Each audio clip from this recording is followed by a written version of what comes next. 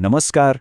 ચાલો આજે આપણે ઐત્રેય ઉપનિષદની પ્રાચીન રચનાગાથામાં એકદમ ઊંડા ઉતરીએ અને સમજીએ કે ચેતનાના સ્વભાવ વિશે આ ગ્રંથ શું કહે છે.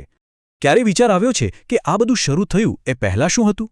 બ્રહ્માંડ, સમય, અવકાશ એ બધું નહોતું ત્યારે શું હતું?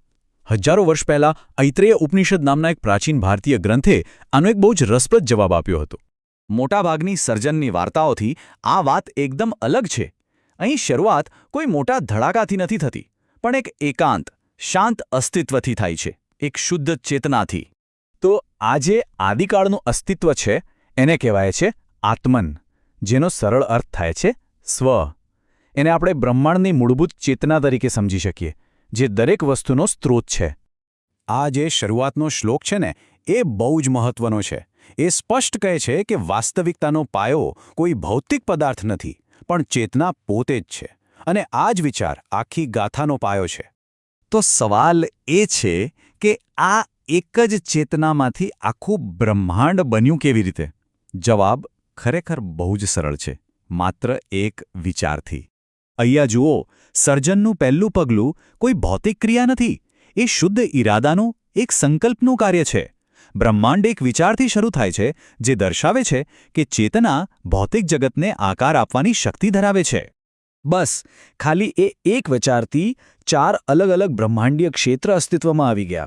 સ્વર્ગ, આકાશ, પૃથ્વી અને એની નીચેનું જળ.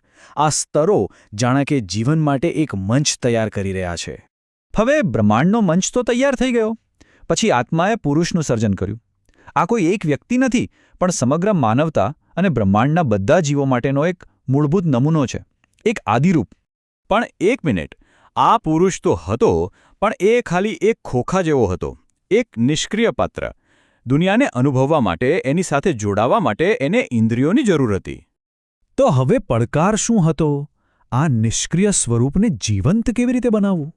એને બ્રહ્માંડ સાથે કેવી રીતે જોડવું જેથી એ અનુભવી શકે, જોઈ શકે, સાંભળી શકે? આ જે ખ્યાલ છે ને એ ખરેખર બહુ સુંદર છે. આત્માએ બ્રહ્માંડની મૂળભૂત શક્તિઓને કહ્યું કે શરીરમાં પ્રવેશ કરો. તો અગ્નિ વાણી બની ગઈ, સૂર્ય દૃષ્ટિ બન્યો. આપણી દરેક ઇન્દ્રિય ખરેખર તો બ્રહ્માંડની કોઈક શક્તિનું જ પ્રતિબિંબ છે. અને જેવી ઇન્દ્રિયો આવી, તરત જ બીજી વસ્તુઓ પણ આવી, ભૂખ અને તરસ. શરીરને ટકી રહેવા માટે હવે ખોરાક અને પાણીની જરૂર પડવા લાગી, જેણે એને બહારની દુનિયા સાથે વધુ ઊંડાણથી જોડી દીધું. પણ શું આટલું પૂરતું હતું?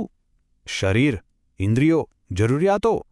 ઉપનિષદ કહે છે ના, હજી પણ કંઈક મુખ્ય ખૂટતું હતું. આત્માને ત્યારે સમજાયો કે આ શરીર તો ખાલી એક વાહન છે. જો અનુભવ કરવાવાળું જ કોઈ ન હોય તો આ બધી ઇન્દ્રિયોનો શું અર્થ? માહિતી ભલે ભેગી થાય, પણ એને સમજવા માટે એક કેન્દ્રીય ચેતના તો જોઈએ ને. અને પછી આવે છે આખી ગાથાનો સૌથી નાટકીય અને શિખરનો ક્ષણ. સર્જક પોતે જ પોતાની બનાવેલી રચનામાં પ્રવેશ કરે છે, અને એ પણ મસ્તકના ઉપરના ભાગેથી, જેને આનંદનું દ્વાર કહેવાય છે.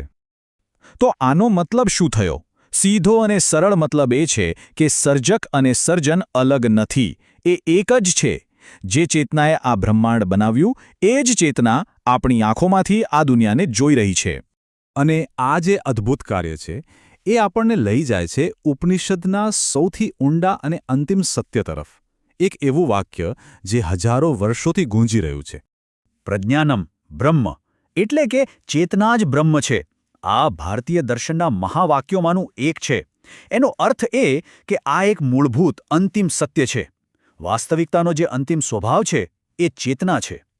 હવે ઉપનિષદ ચેતનાને કોઈ ભારેખમ અમૂર્ત વિચાર તરીકે નથી જોતું. ના, એ તો આપણી રોજબરોજની માનસિક ક્રિયાઓ છે.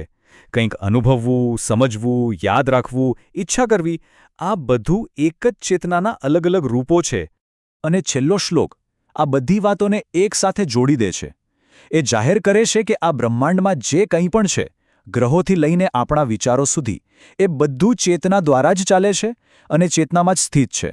બધું એક જ સાર્વત્રિક ચેતનાની અભિવ્યક્તિ છે. તો ઐત્રેય ઉપનિષદ આપણને માત્ર એક વાર્તા નથી કહેતું, એ આપણી સામે એક ગહન પ્રશ્ન મૂકી જાય છે.